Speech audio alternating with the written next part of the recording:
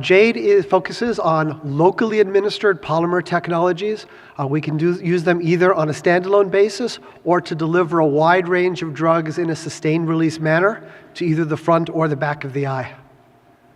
Our technology is a thiolated, carboxymethylated hyaluronic acid. That's a mouthful. We call it CMHA-S, which is also a mouthful. Our initial product is a lubricant that is an improved version of the HA products that are on the market today. And as a sustained release vehicle, we have a variety of projects both for the front of the eye and also for the back of the eye where there are major unmet needs and indications such as AMD. So the technology itself, in the photos you can see, we can formulate the product as a drop, as an injectable gel, or as a floppy film that can be made into strips and put underneath the lower eyelid.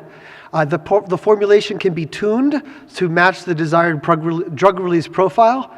And because it's gentle on proteins, it can be used for proteins. And we've also demonstrated it with antibodies, with oligonucleotides, and with small molecules.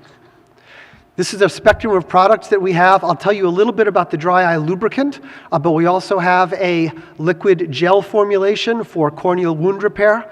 Both of those products are marketed by another company for veterinary use. So we're basically translating the veterinary product into humans. We also have a DoD grant for ocular surface bandage, and we have various products for delivery. We have a CRADA for the recombinant human growth hormone.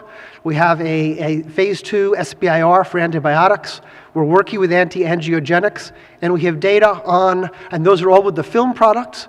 We have data on intravitreal administration in a non-human primate demonstrating 4-month stability within the vitreous as well as lack of irritability.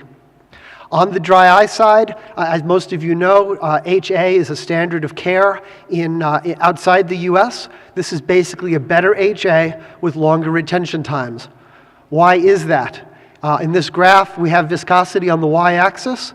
You see the HA products down along the bottom go in at low viscosity, and under pressure they stay at low viscosity. Our product goes in at high viscosity, it's the blue, but under pressure like blinking, it goes to low viscosity. In a masked dog study, in Restasis failure dogs, we demonstrated, or Centrex, the veterinary company, demonstrated an improved profile versus current HAs. If a picture's worth 1,000 words, I want you to remember that this is a product that's marketed for veterinary use, so it's been very widely used in animals. Bayer DVM markets the product, and they love it because the veterinarians love it, and the veterinarians love it because their animals love it. We're developing the product for human use. We just came out here from the pre-IND meeting with the FDA earlier this week. It went very well. We have a clear path forward to the clinic, and we expect to begin our first human trial with the lubricant this summer.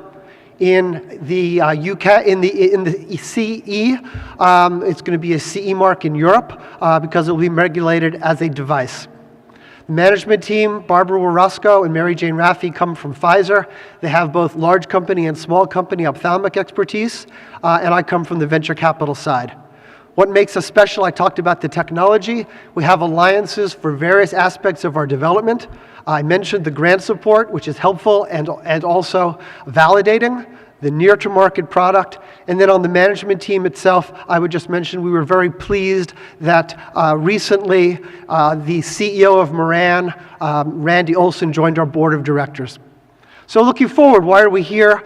We have both partnering and financing objectives. On the partnering side, we need to have a partner for the lubricant. It's going to be on the market in the EU next year. We're also looking to deliver drugs, and we'd be glad to talk to people who have drugs that would like to be delivered either to the front or the back of the eye. And also our human growth hormone product has orphan drug designation for persistent corneal epithelial defects. On the financing side, we're looking to raise our first venture financing of $6 to $10 million that will allow us to run the first 2 studies on the lubricant and get to an IND with human growth hormone for the eye. Thank you.